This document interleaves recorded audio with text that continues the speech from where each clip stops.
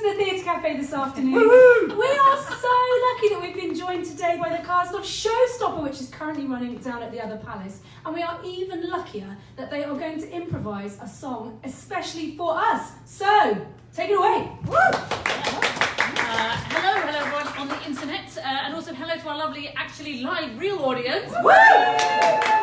So we're just going to get a suggestion from you for something we could create a song about. So if we could get a suggestion of a musical star, like what's your favourite musical? What was that, sorry? Back Out of Hell. Great choice, we love it. I love that musical. And what might be something you'd like to hear a song about, or something that might happen in a musical? Difficult. Jealousy, something about jealousy. Okay, jealousy. Great. Oh yeah, good. Okay, great. So that's probably enough, isn't it? Yeah. We'll Song about jealousy. I feel jealousy. Song about jealousy. Yeah.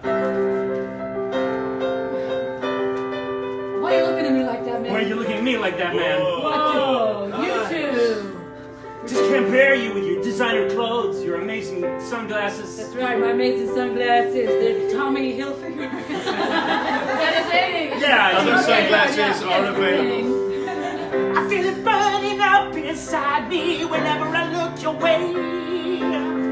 I just wanna be this person every day. And though I try to contain it, the greening monsters inside me, and I know it just wants to escape free. Why do you think it's easy for me looking at you with your life so simple and free? I gotta go around with all my riches and money. No one sees inside my heart, they just see a big dollar sign. You think my life's great when your life seems divine. Guys, I see a green-eyed monster shining out of you this very day. I see a green-eyed monster with its teeth out there on display. I see a green-eyed monster shining out of you this very day. It's a green-eyed monster you have to burn. I see a green-eyed monster shining out of you this very day. I see a green-eyed monster with its sharp-out teeth on display. I see a green-eyed monster shining out of you this very day, and it's that green-eyed monster you have got to burn.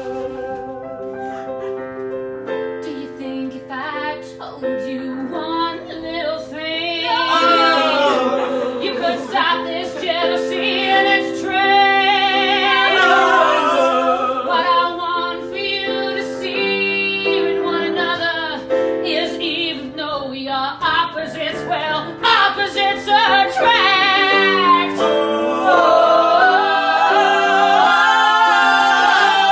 I see a green-eyed monster Shining out of you this very day. I see a green-eyed monster with its sharp teeth on display. I see a green-eyed monster Shining out of you this very day, and it's that green-eyed monster you have got to burn. Green-eyed monster. Green-eyed monster inside of me is asking if I can release it into the sky.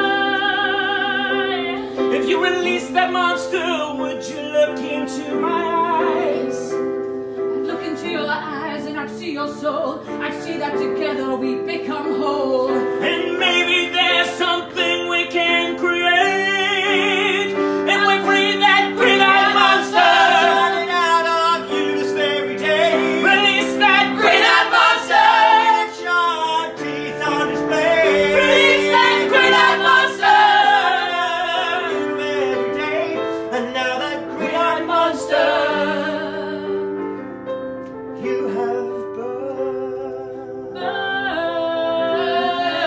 Now that green-eyed monster you have burned.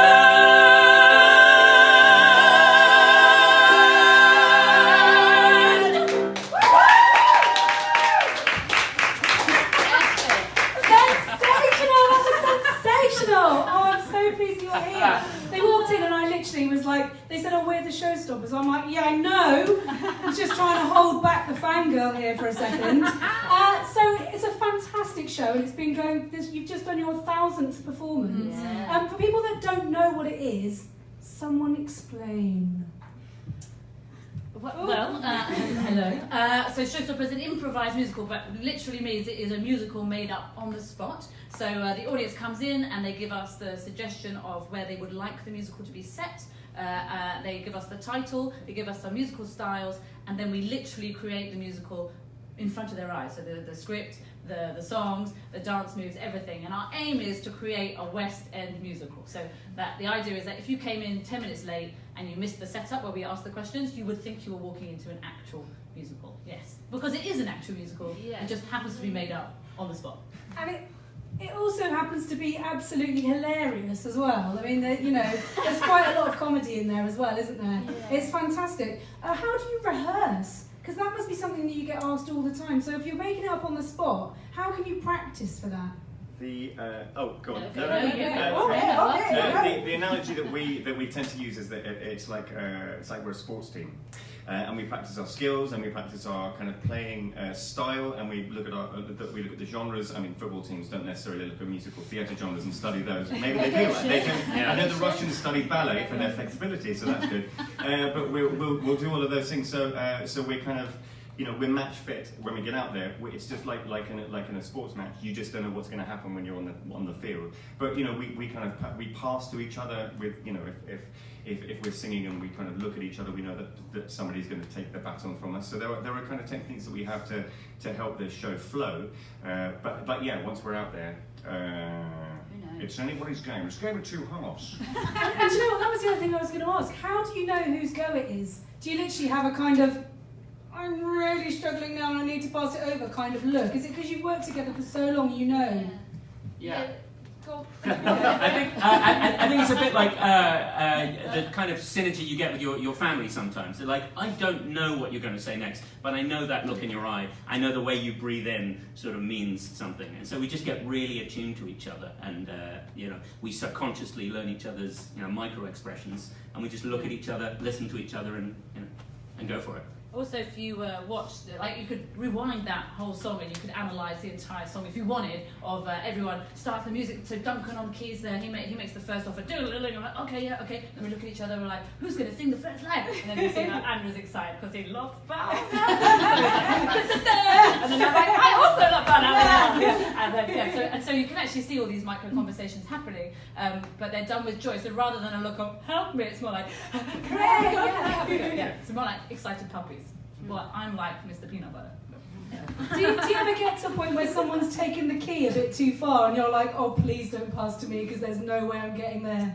I think what we sometimes get is that often the bands get really excited and we're sort of like, no, I've run out of words now. I think I've said everything. But we hear a key change and we're like, oh, God! And you can kind of see us like ramping up again for the next bit. So, but generally we're pretty, we're in connection with each other. The musicians are improvisers too. Yeah. So, whenever anyone says, well, but you're singing the song by yourself, you're improvising on your own. You're like, no, I'm not. I've got a band and they're improvisers, so they're making offers. Should we bring Duncan in? the same way. Yes. He does Absolutely fantastic. Amazing. Generally, but yeah, there will be times when someone's got really excited and so doesn't want to stop, but there are other people going, I haven't done enough Pilates this week. Yeah. And obviously you are really theatre geeks, aren't you? I know you said that you study. I'm sorry. Yeah, that's good. You're in a safe place for that here.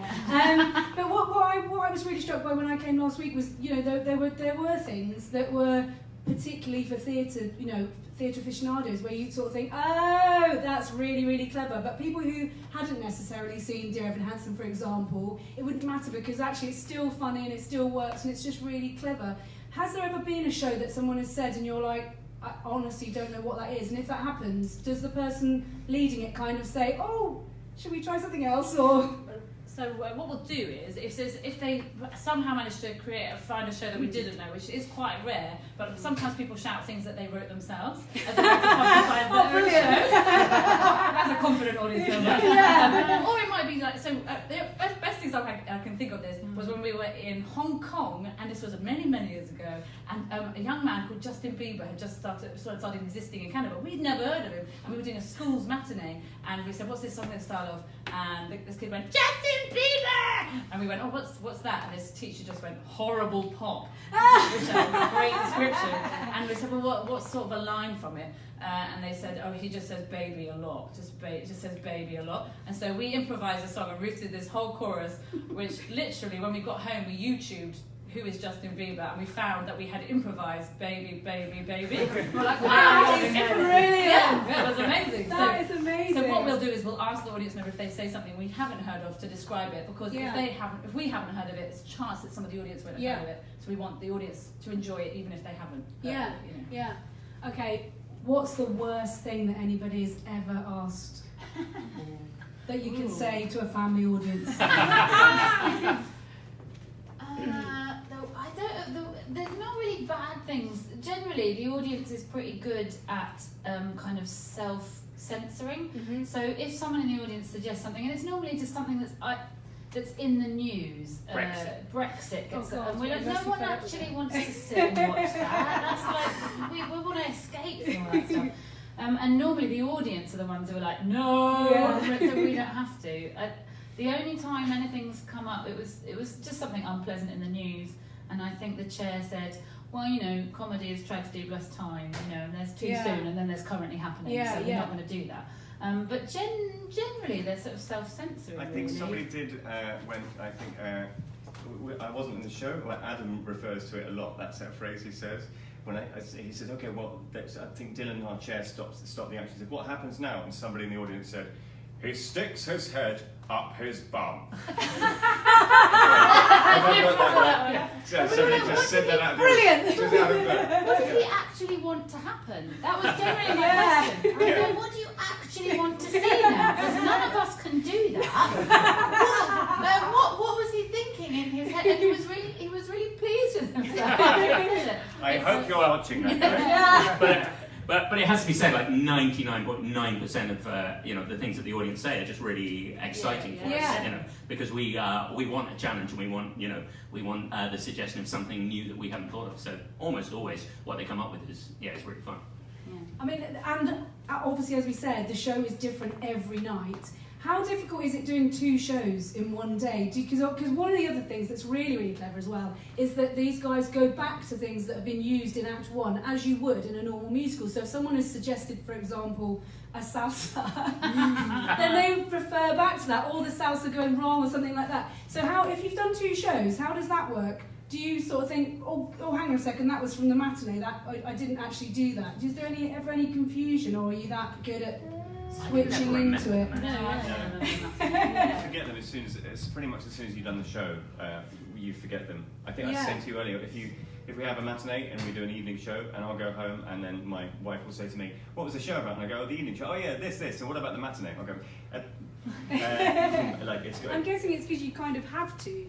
Yeah. You must have to, because you can keep it all in. So you're using a different bit of your brain when you're improvising, and it's not your remembering brain, it's the opposite of your remembering brain. So, and although we are kind of using a bit of our remembering brain because we're having to, think of the overarching sort of story that is happening, so there is a little bit of memory, but most of it is not.